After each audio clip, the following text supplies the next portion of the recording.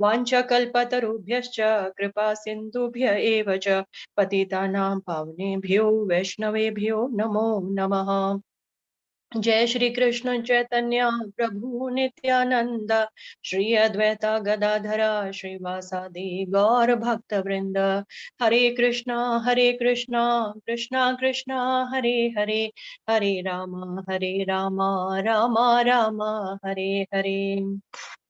Hare Krishna everybody, thanks for joining us today. So we will Hare Krishna continue. Mataji. Hare Krishna Mataji, how are you doing?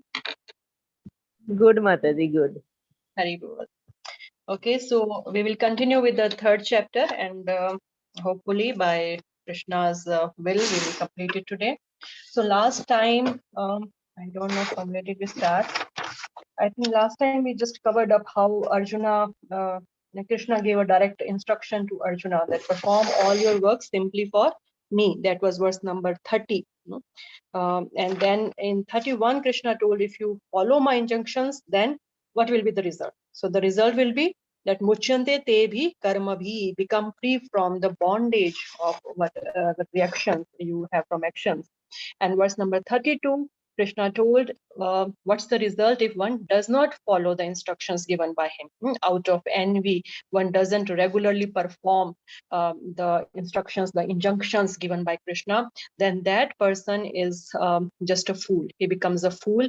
He doesn't attain any knowledge, because we have understood so far that if one performs a nishkam karam yoga, then he gets knowledge naturally, because knowledge is inbuilt in that. And what's that knowledge he gains? That is, I am not body, but I am the spirit soul. So if one follows the injunctions, he works without attachment, and he follows injunctions without envy. In the verse number 31, Krishna is telling without envy, and regularly, if he follows faithfully, Shraddha, then he gets knowledge. So this is the knowledge, otherwise he doesn't get the knowledge. Verse number 33, then and the question raised is that even though people know that they know about the scriptural injunctions, that what is good for us, what is bad for us, if we perform sins we are going to get bad reactions, but still people don't give up the sin. In spite of knowing the result, they can't give up the sin. And Prabhupada, gave the purport very nicely. And he explains also in his lectures that how a thief, even if he knows the result, he'll be punished, but still he can't give up that activity of stealing. Verse number 34, then what is the solution? Even if a person knows he's not able to stop doing that sinful activity, what is the solution for this problem then? So in verse number 34, again, we discussed, how in this material world, everyone is controlled by the two bars of raga and dvesha. What are raga and dvesha? Attachment and aversion. I want this, that is raga, attachment. I don't want this, that is dvesha, aversion. For a materialistic person, what is conducive for sense gratification? That is raga. And what is not conducive for his enjoyment? That is dvesha. So therefore, Krishna here in this verse is saying that everyone is bound by raga and dvesha, which are controlled by the moods. So what a person likes, doesn't likes, that is controlled by the moods which are acting upon him. So therefore, what is the solution then? The solution is there are rules and regulations, some principles given in the scriptures to regulate this raga and dvesha. One should follow that. That helps in regulated sense gratification. One can't stop sense gratification immediately. Okay, start regulating them. So we read about the example of marriage and how eating non-veg should be restricted to some principles. But Prabhupada, in the purport, he takes us one step forward. He says that you have to transcend that regulated sense gratification also. You have to transcend the enjoying propensity altogether. How? By taking up Krishna consciousness. Because otherwise, this regulated thing, it will continue. We will become attached to this regulated system only, or at any time we can slip off and go into unregulated sense gratification also. Then verse number 35, Yeah. So verse number 35, Krishna says, in order to, this is to purify these tendencies to enjoy. What should one do?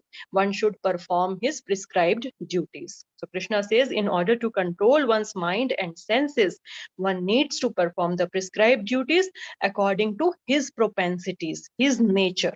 Even if he's not able to do that properly, he should continue doing that, because that will help him in purification. Purification of what? The enjoying mentality, the enjoying propensity.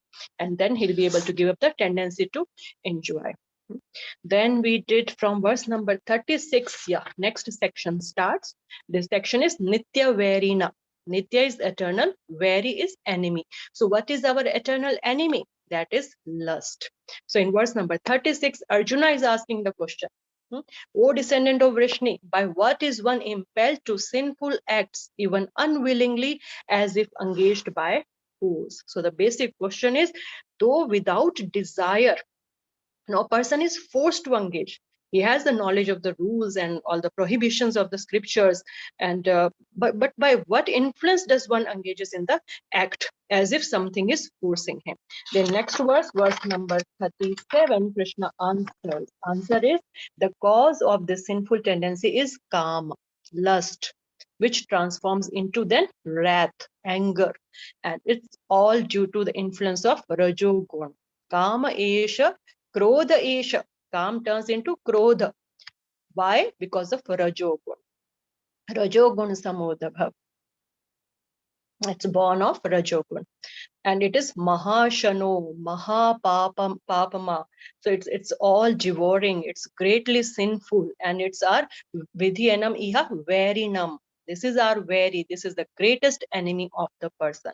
What is lust and what is love? We understood that. Then lust is to satisfy, the tendency to satisfy one's own senses, and love is the tendency to satisfy Krishna's senses.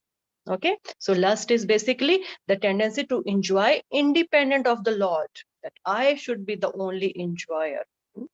And yeah, then we also understood how Krishna's love is pure and ours is now contaminated, because when we come in this material world with this propensity to enjoy independent of Krishna, we are immediately captured by Maya, the three modes of nature.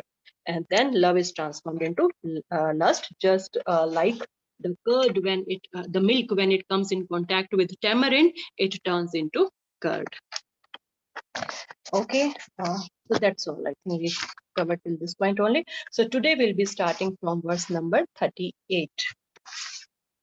So again, the same topic is going on, our eternal enemy lust. In verse number 38, now we will understand about the degrees of lust, how severe the lust can be. It can influence us. Verse number 38. Dhumena viryate vahanir yatha darsho malena ja yatho balena varto garbhas tatha tandema avratam. Someone please read the translation and purport. Yeah. Hare Krishna Mataji. Hare Krishna.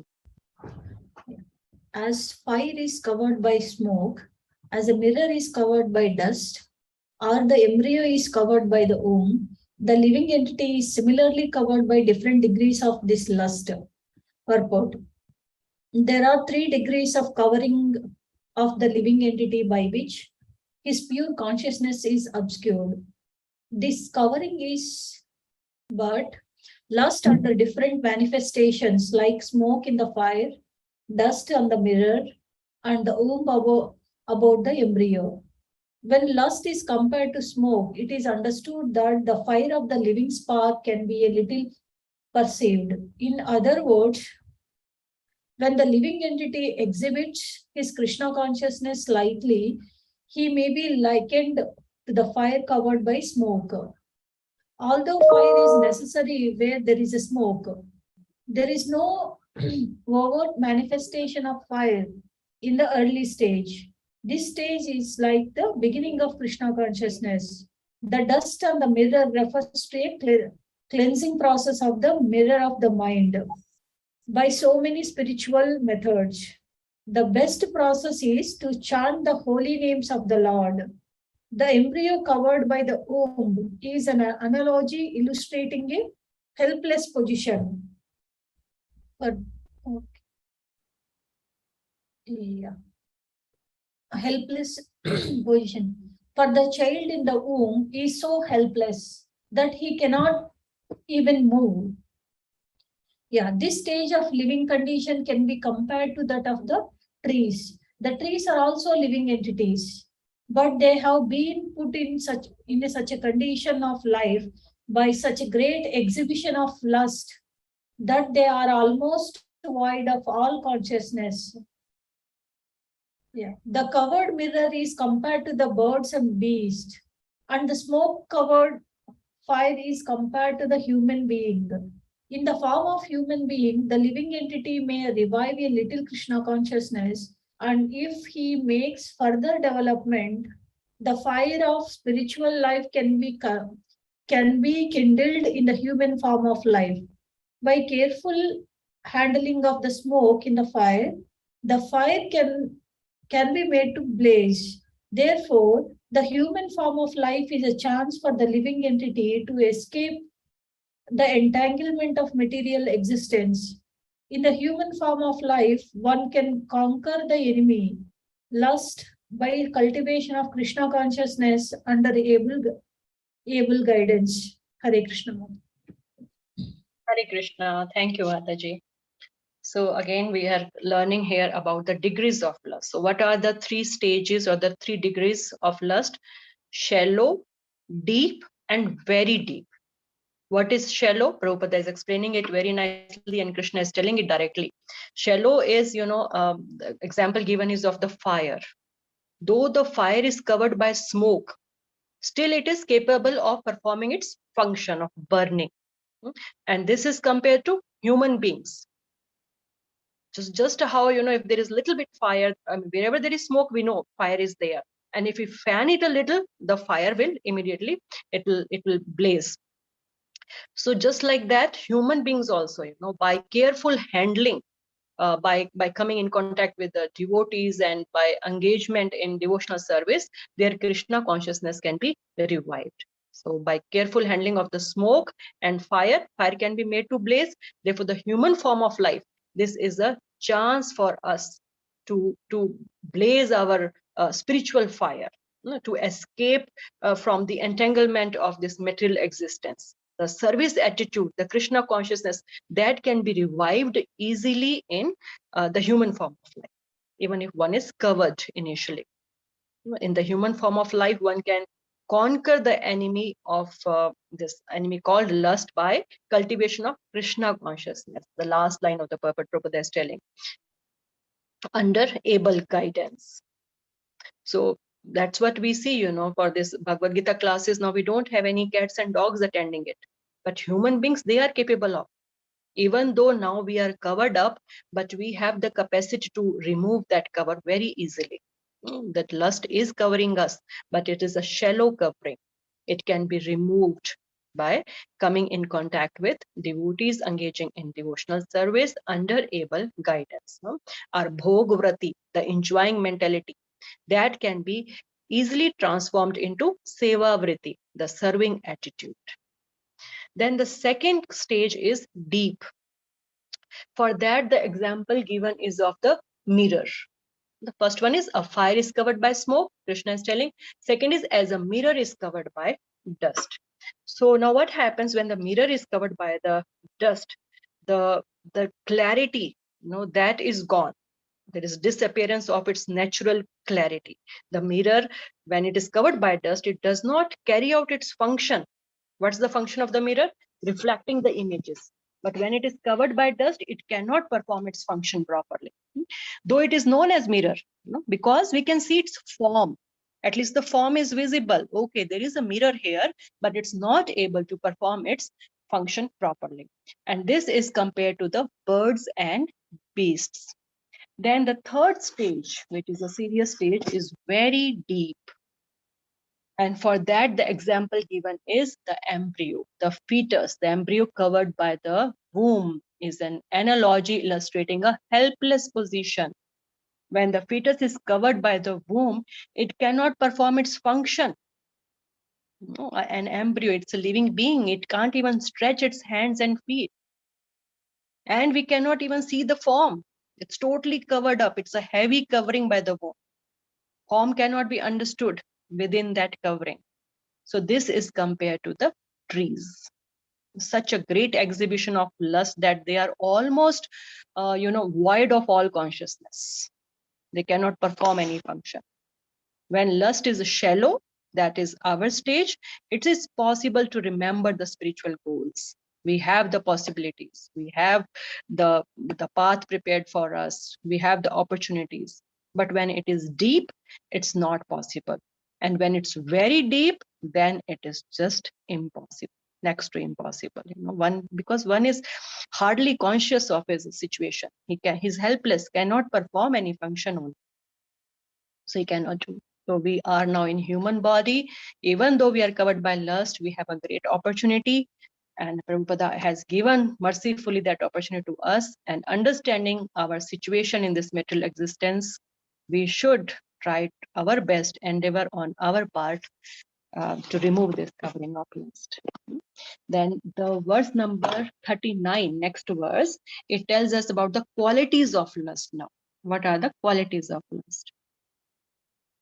Avratam jnanam etena jnanino nityavairinā kāmarūpena kaunteya dushpurena nalena ca.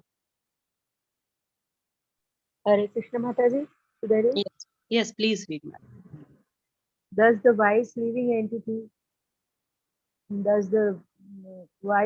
entity's pure consciousness becomes covered by his eternal enemy in the form of lust, which is never satisfied and which burns like fire.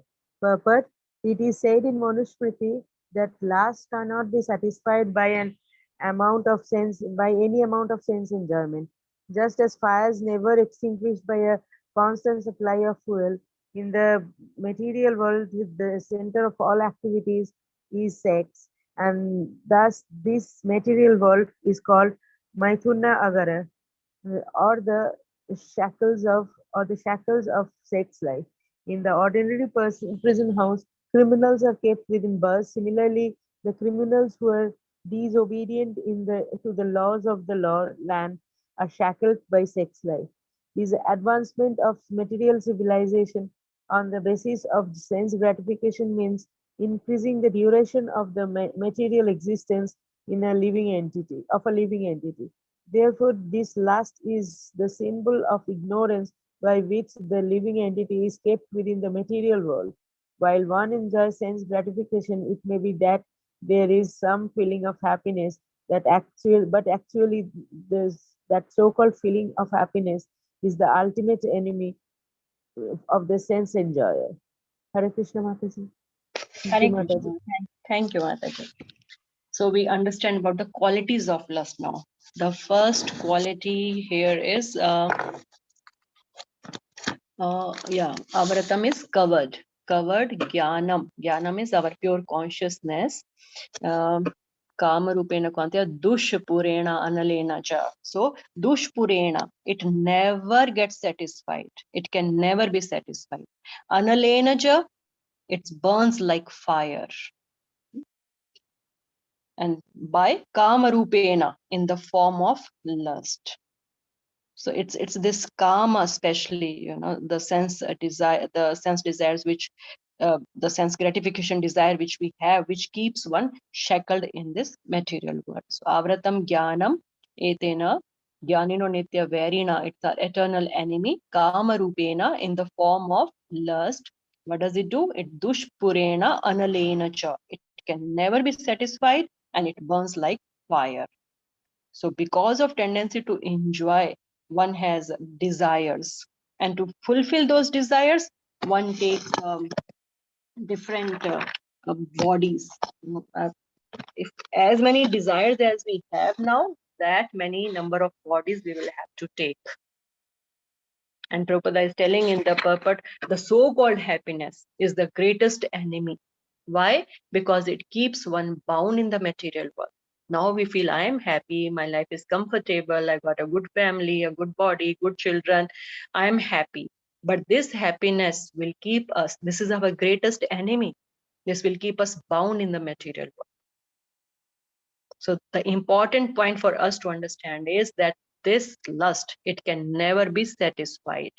We fulfill one desire, another will just pop up immediately. Satisfy that desire, third one will be there. So it will just keep going on. We can never satisfy it. The more we try to satisfy the material desires, the more they grow.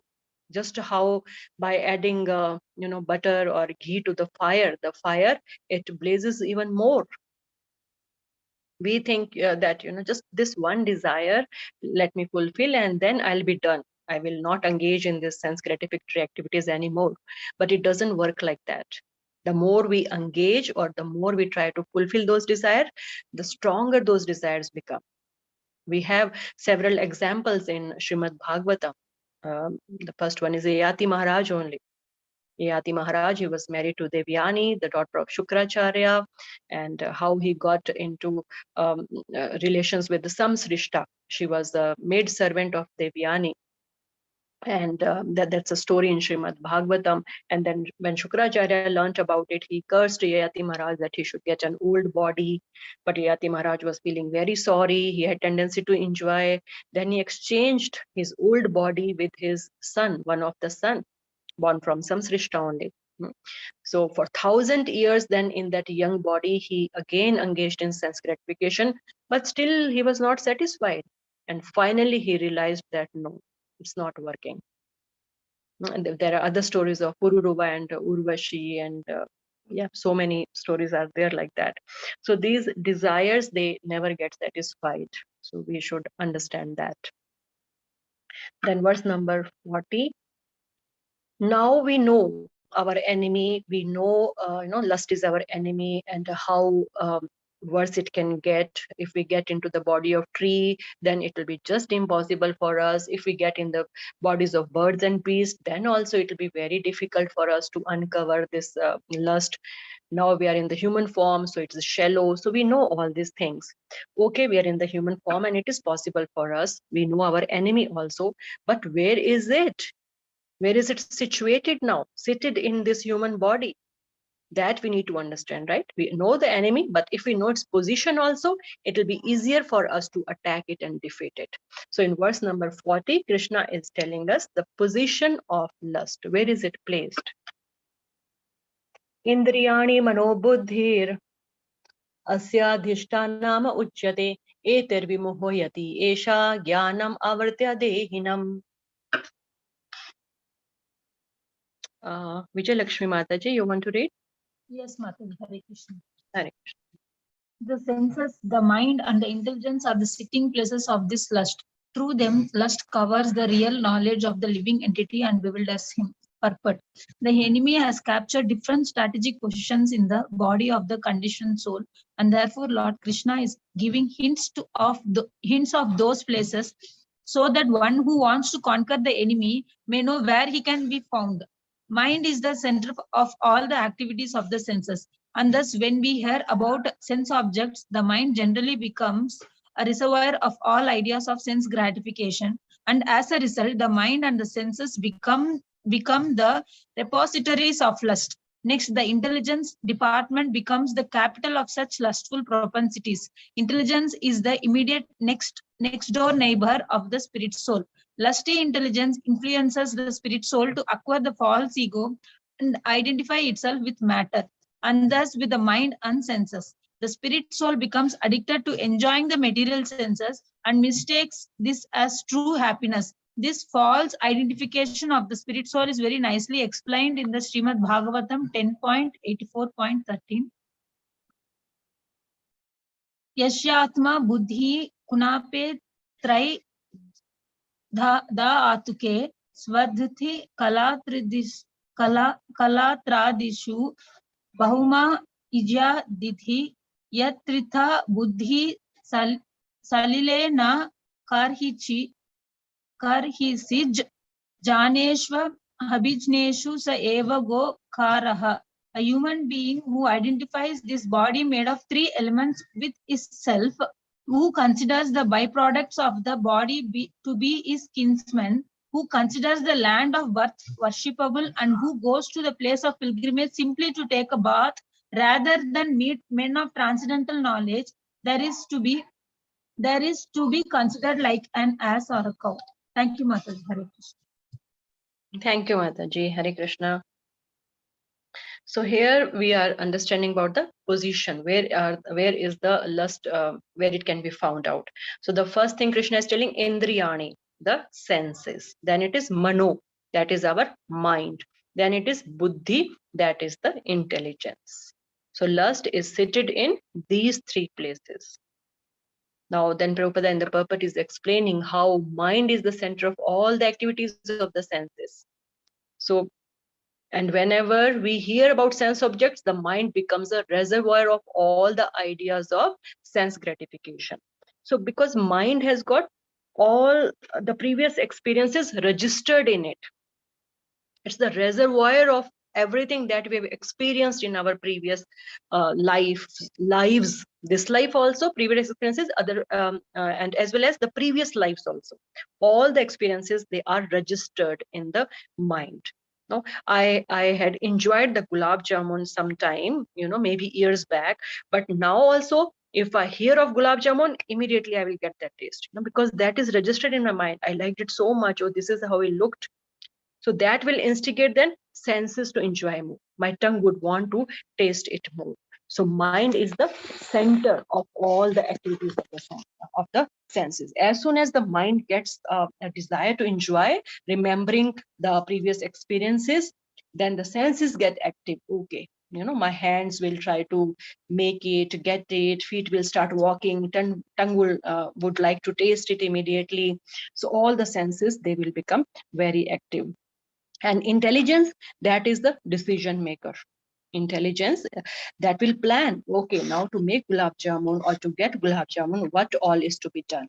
So that is the decision maker, and it influences the mind also. It can control the mind that no, gulab jamun is not good for your health, or somebody is diabetic, you should not be eating. So intelligence is the decision maker. Should I eat? Should I not eat? It can control the mind. But for that, to control the mind, it has to be strong. Strong how? By attaining the knowledge and the discrimination power. Intelligence can decide, oh, I have got diabetes, I should not be eating, so I don't have to. It has got the knowledge that gulab jamun is not good for a diabetic person. So then it can discriminate what is right and wrong and can decide. But for that, it has to be stronger than the mind. Otherwise, it becomes subservient of the mind. It will keep doing whatever mind is telling it. Okay, leave it, I will make it, I will get it, and I have to eat it. That's it. And then if the mind is stronger than intelligence, then the mind takes over the person, takes over the soul, and it drives the person towards sense gratification then, without understanding the reaction, the result of that activity. The mind should be focused on Krishna's services, and then only we will discuss that in detail in the next verse also. So mind has to be really engaged in a proper way. Otherwise, intelligence also fails if intelligence is not strong enough and mind is not engaged properly. It can drive the senses, it can drive the soul in any direction then. Okay, so yeah, these are the three sitting places explained by Krishna. And in verse number 41, now he's telling what's the solution. Yeah, so here we can discuss in detail what to do now. What's the solution? We know where it is and what is the enemy. So let's understand how to control it. Krishna Mataji, I Yes. have a doubt, Mataji. Mataji, you have given the example of gulab jamun. Suppose I want to eat gulab jamun, so I make gulab jamun and offer it to Krishna, and then I am taking it. So will it come again as a sense gratification, Mataji? Because I want to eat gulab jamun, but I make it and I offer to Krishna, and then I am having it. So will it come again as a lust thing, Mataji? No, that's the solution that we are going to discuss in verse number 41 now. Yeah. So if we engage everything in Krishna's service, then yeah, then it's not. We can control the lust. Then yeah. Okay, verse number 41. Tasmat tvam indriyani adau niyama bharatarishabha papamanam prajahihenam jnanam vijnanam anashanam.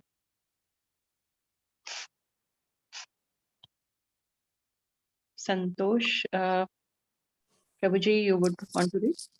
Yeah, Hare Krishna Mataji. Yes. Yeah. Translation. Therefore, O Arjuna, best of the Bharatas, in the very beginning curb this great symbol of sin or lust by regulating the senses and slay this destroyer of knowledge and self-realization. But the Lord advised Arjuna to regulate the senses from the very beginning so that he could curb the greatest sinful enemy, lust, which destroys the urge for self-realization and specific knowledge of the self. Jnana refers to knowledge of self as distinguished from non-self, or in other words, knowledge that the spirit soul is not the body. Vijnana refers to specific knowledge of the spirit soul's constitutional position and his relationship to the Supreme Soul. It is explained thus in the Srimad Bhagavatam 2.9.31. Jnanam parama guhyam me yad vijnana samanvitam sarahasyam tad angam cha grahana gaditam maya. The knowledge of the self and Supreme Self is very confidential and mysterious, but such knowledge and specific realization can be understood if explained with their various aspects by the Lord Himself. Bhagavad Gita gives us that general and specific knowledge of the self. The living entities are parts and parcels of the Lord, and therefore they are simply meant to serve the Lord. This consciousness is called Krishna Consciousness. So from the very beginning of life, one has to learn this Krishna Consciousness, and thereby one may become fully Krishna conscious and act accordingly. Lust is only the perverted reflection of the love of God, which is natural for every living entity. But if one is educated in Krishna consciousness from the very beginning, that natural love of God cannot deteriorate into lust. When love of God deteriorates into lust, it is very difficult to return to the normal condition. Nonetheless, Krishna consciousness is so powerful that even a late beginner can become a lover of God by following the regulative principles of devotional service. So from any stage of life or from the time of understanding its urgency, one can begin regulating the senses in Krishna consciousness, devotional service of the Lord, and turn the lust into love of Godhead, the highest perfectional stage of human life. Hare Krishna. Hare Krishna. Thank you, Prabhuji. Okay, so the very first word here is tasmat, therefore. So that is Krishna is concluding here. Okay, now let's discuss what's the solution for this. Therefore, adau. Adau is first of all, or the beginning. Adi, adau. Then is niyamya. Niyamya is regulation, some rules. The word papamanam is the lust. Papamanam is the great symbol of sin, and that is lust. What does it do? Jnana, vijnana, nashanam. It can destroy the jnana, the knowledge, and as well as the vijnan. And what is it? Indriyani. So how do we have to begin? Tasmat tvam indriyani adau. Indriyani is the senses. So Krishna is telling, first of all, regulate your senses, your indriya, for controlling the lust. That is the first step. Why? Because senses are much more easier to control than the mind. Can somebody share what do you understand from this? How are senses easier to be controlled than mind? Any idea? Any guesses? Mataji, might be the mind is very subtle, whereas the senses is we can feel, we can touch, True. as per my understanding. Yes, Correct. very correct, Prabhuji, very correct. So because senses are they are gross, we can feel them. Therefore, they are much more easier to control. Mind is subtle. Mind we can't even see. We can't. No, we experience it during our chanting also. We restrain all our senses and we sit at a place to chant. Right? Our body is in our control. Our tongue is in our control. It's vibrating the Hare Krishna mantra. Our hand is also in control. But is our mind controlled? Is our mind also sitting there with us? Is it restrained from any activity? No. Mind then takes over. It's difficult for us to control the mind. It's easier to control the gross senses. Therefore, Krishna is telling, start with the easier step. Regulate the senses. Then one can destroy the enemy of jnana and vijnana, the destroyer of jnana and vijnana, that is lust, nashana. Now, what is jnana and vijnana? Prabhupada is telling that also in the purport. Jnana is the knowledge of self as distinguished from non-self. That is the knowledge of body and the self. That is Gyan. And now what is Vigyan? Vigyan, we all know, science is called Vigyan, and science is what? The practicality. So Vigyan, when we have the knowledge, we should practice it. That is called Vigyan. We know we are not this body, we are the soul. So what is soul? Soul in comparison to, in relationship to the supreme soul. Okay, this is the position. Now, what activity it has to perform? That is called Vigyan. The activities performed by the soul in relationship to the supreme soul. Okay, so Prabhupada explained that in the purport. And also Prabhupada is explaining that at whatever stage one learns about this, how dangerous lust is and how we can control it, one should try to revive that love. One should try to transform this lust into love, which has deteriorated now into lust. And how we can do? By engaging our senses, first of all, then our mind and intelligence also in Krishna's services and becoming Krishna conscious. And Prabhupada is telling, earlier the better, but better late than never. Whenever we realize the urgency, whenever we understand our miserable position, whenever we understand what's our enemy, we should start doing that. Whatever time we get this knowledge, we can begin controlling it by engaging our senses in devotional service. So this is the first part of the solution Krishna has given here, engaging the senses in Krishna's services and controlling the senses. And in the 42nd verse, now Krishna will give the second part of the solution. Verse number 42.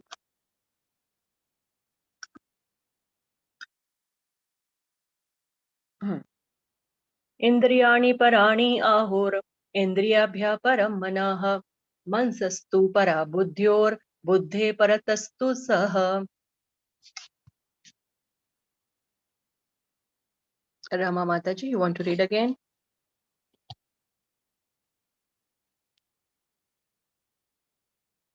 Yes, Mataji. Hare Krishna.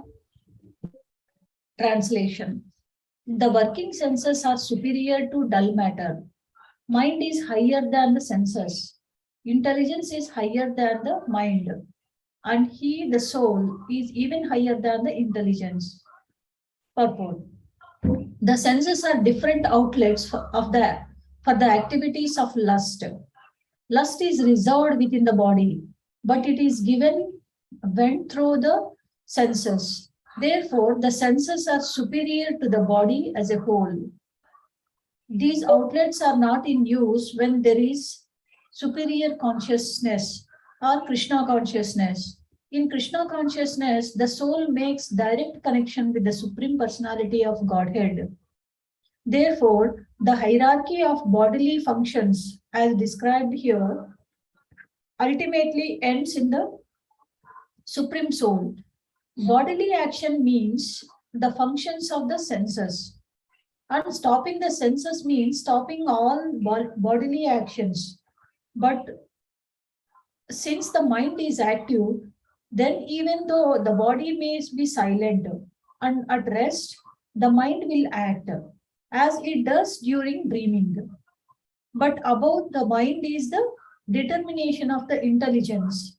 And above the intelligence is the super soul proper. If therefore the soul is directly engaged with the Supreme, naturally all other subordinates, namely the intelligence, mind and senses, will be automatically engaged. In the Katha Upanishad, there is similar passage in which it is said that the objects of sense gratification are superior to the senses and mind is superior to the sense objects.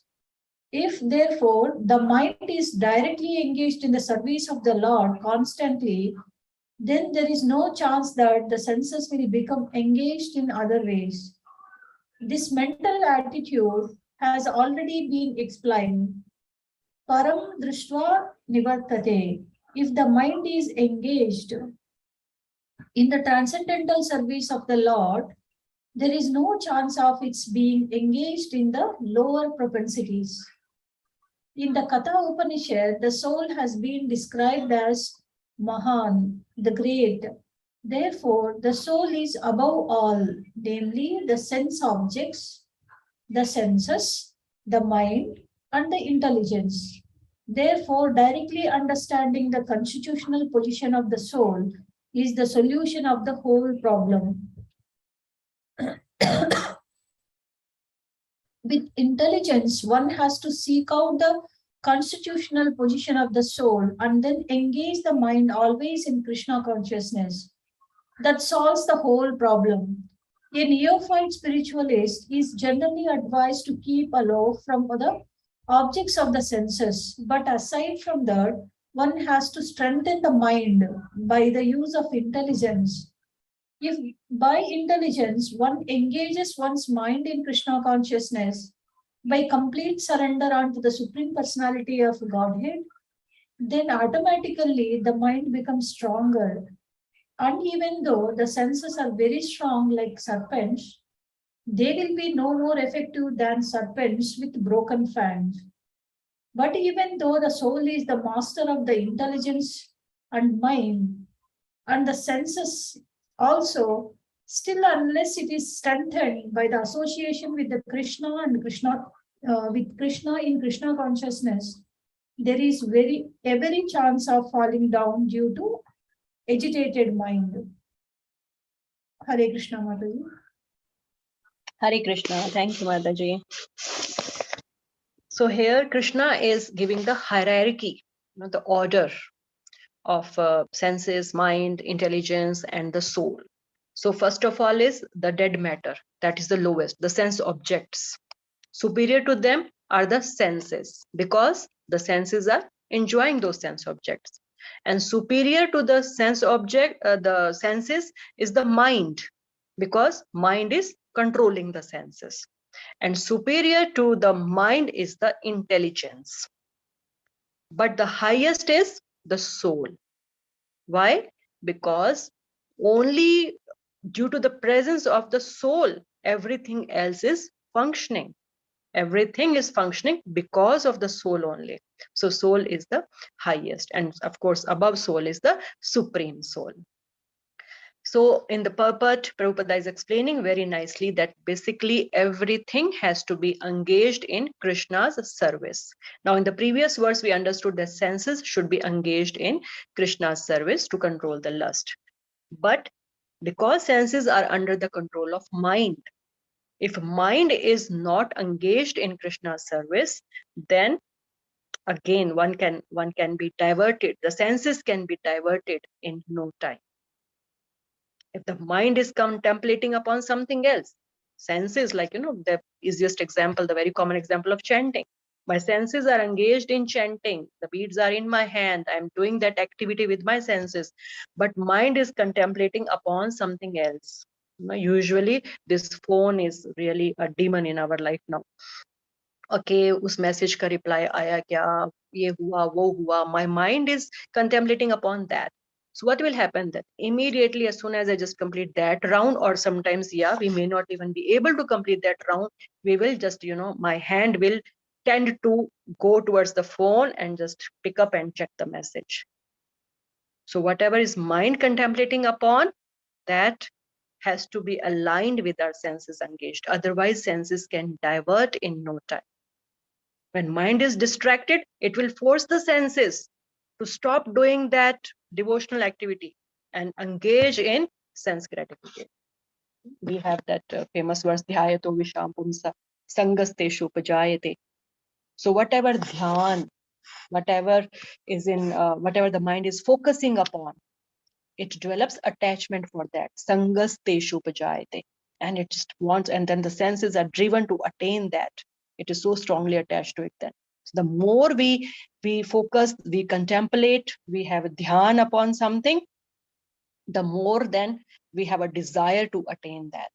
So we have to be very careful what we should contemplate upon, what we should engage our mind in thinking about, focusing upon.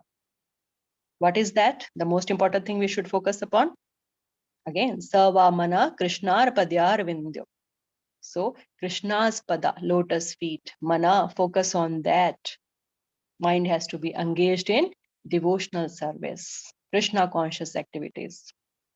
And above that is intelligence. Even if mind is going here and there, we have to use our discrimination power, which intelligence has got. But as we discussed already, it can be applied, it can be used only if our intelligence is strong by attaining all this spiritual knowledge, the real knowledge. Then what happens in the last paragraph of the purport, Prabhupada is telling, one has to strengthen the mind. A neophyte spiritualist is generally advised to keep aloof from the objects of the senses. Why? Because their mind will not then contemplate about all those things. It will be easier for us to restrain from all the unfavorable activities then. But aside from that, one has to strengthen the mind by use of intelligence. But we can't keep aloof from those objects always. So we have to also make our intelligence strong so that it can control the mind. And we have to engage our mind also in the devotional activity, Krishna consciousness. If by intelligence one engages one's mind in Krishna consciousness by complete surrender unto the Supreme Personality of Godhead, then automatically the mind becomes stronger. And even though the senses are very strong like serpents, they will no more be effective than serpents with broken fangs. So even if we have the same sense, if intelligence is strong, it will be easier for us to control the mind. I'll use my intelligence. No, I don't have to see the phone now. I'm doing a service for Krishna. Okay, that is also a service. Your mind will give me reasons, but that is also service for Krishna. I had inquired about something, devotional only, but my intelligence will tell me, first do this service. This is the most important service. Then the other services we have to focus upon. So we can use our discrimination power. If I'm able to do this service properly, I can do other services also very well then. Otherwise, I will not do this good, then that will not go good. So nothing. So we can, use our discrimination and then stop our mind thinking about what's there in WhatsApp, what's the message reply, this, that. We can control that and we can continue chanting with focus. So as Prabhupada is saying, then the senses, they will be no more be effective. They will become like serpents with broken fangs. A serpent, a snake, when its fangs are broken, it's not dangerous. So then our senses are there, but they will be not dangerous for us. So everything will be in control then. So this is the solution for controlling the lust. And as you asked, Banali Mataji, so when we have, a desire to, first of all, as we advance more, we see what is Krishna's desire. We just try to see, okay, today I should offer gulab jamun to my Lord. We don't have the desire that I want to eat. That is like, a higher stage. So I want to offer gulab jamun to my Lord, and with that mood we prepare it and we offer, and then we honor the prasada. But initially, if I have a desire to eat gulab jamun, I will use my intelligence, how I can be, freed from the sinful reaction, how I don't have to engage in sense gratification, how I can make it a devotional activity. I have to prepare it with a mood of devotion and love, and then offer it to the Lord, and then honor prasadam. So then it will not make our lust stronger. It will help us in definitely uncovering the lust, because then it becomes a devotional activity. Okay, so the Krishna consciousness process, Prabhupada is telling again and again, is the easiest solution to all these problems. Okay, so moving on to verse number 43. That's the last verse of this chapter. Verse number 43. Evam buddhe param buddhva samsatbhyatmanam atmana jahi shatru mahabaho kamarupam durasadam. would read. Barnali Mataji, you want to read?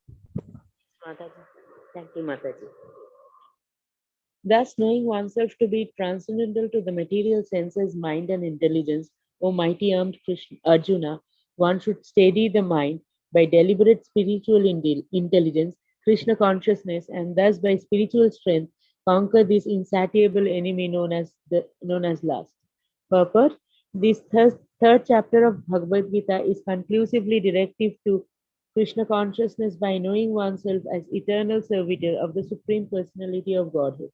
Without considering impersonal voidness, the ultimate end in the material existence of life, one is certainly influenced by the propensities of lust and desire for dominating the resources of material nature. Desire of overloading and for sense gratification is the greatest enemy of the conditioned soul. By the strength of Krishna, but by the strength of Krishna consciousness, one can control the material senses, the mind, and the intelligence. One may not give up work and prescribed duties all of a sudden, but gradually developing Krishna consciousness, one can be situated in a transcendental position without being influenced by the material senses and the mind. By steady intelligence directed towards one's pure identity. And the mind, as I steady intelligence. Right here. This is the sum total of this chapter. In a immature stage, in the immature stage, a material existence, philosophical speculations and artificial attempts to control the senses by the so-called practice of yogic postures can never help a man towards spiritual life. He must be trained in Krishna consciousness and by higher intelligence. Thus, in the Bhaktivedanta purport to the third chapter of the Srimad Bhagavad Gita in the matter of Karma Yoga or the discharge of one's prescribed duties in Krishna consciousness. Hare Krishna Mataji. Hare Krishna. Thank you, Mataji. Srila Prabhupada ki jai. So here we see Prabhupada is summarizing the entire chapter. And Krishna has also in the translation, thus knowing oneself to be transcendental to the material senses, mind, and intelligence. O mighty armed Arjuna, one should steady the mind by deliberate spiritual intelligence. What is that intelligence? Ultimate intelligence is Krishna consciousness. And thus by spiritual strength, conquer this insatiable enemy known as lust. So this is the final conclusion. And Prabhupada has very nicely summarized the entire chapter here, that when one has the desire to enjoy independent of the Lord, that is lording over the material nature tendency, that is called lust. And how to purify it? By performing Nishkam Karma Yoga, by performing our prescribed duties without being attached to the result. If we do that, then this karma, this lust, it gets purified. And again, the easiest process in the last few lines, Prabhupada is telling, by artificial attempts to control the senses, doing some yogic postures or something, it's not going to be controlled. The easiest process is by engaging everything in Krishna's service, starting with our senses, then focusing our mind also upon devotional activities, making our intelligence stronger by attaining the spiritual knowledge. We can then become free from this enemy called lust. Okay, so here we complete the third chapter by Prabhupada's mercy. Any questions, any realizations, any reflections that you want to share? We still have a couple of 2 minutes. Yeah.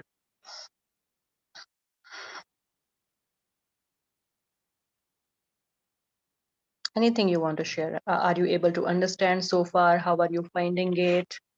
Or anything which is helping you now to improve your Krishna consciousness, your mood, or you are realizing some new lessons, whatever you want to share to inspire all of us.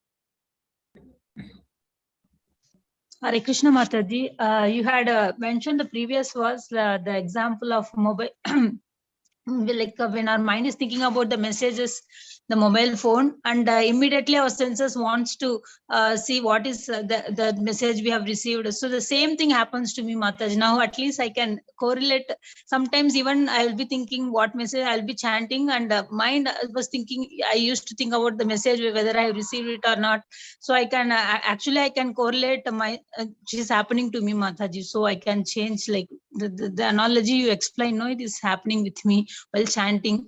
Actually, I sometimes I just think what message I would have immediately after the finishing the round. My hand goes to the mobile, Mataji. What message I have received. So it is the thing I have realized, Mataji. Haribol. Thank you, Mataji. Yeah, because it's a very common problem. It's a very common problem. So intelligence becomes stronger now. So now you will be able to control the mind. So Jai Prabhupada. Anybody else?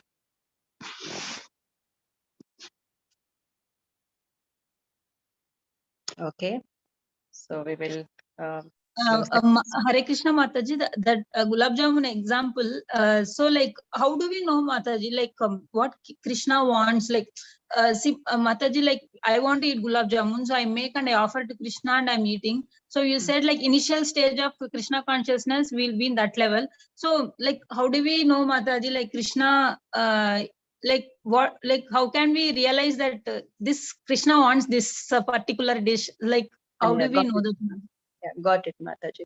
So yeah, that's why I said, at an advanced stage, when we are really able to understand our relationship and establish, we start practicing according to that relationship. Like now, how we understand what my child will like today, right? The weather Yes, is like ma'am. this, he would like this, he likes this. For so many days, I'm not prepared for him. Why? Because he's very close to us. We Yes. understand his likings and his dislikings, then we try to prepare those items for him. So when we become close and close to Krishna like that, he's whatever relationship we consider him. Initially, of course, he's our master, the true sambandha, that is like, a very higher stage when it is revealed to us.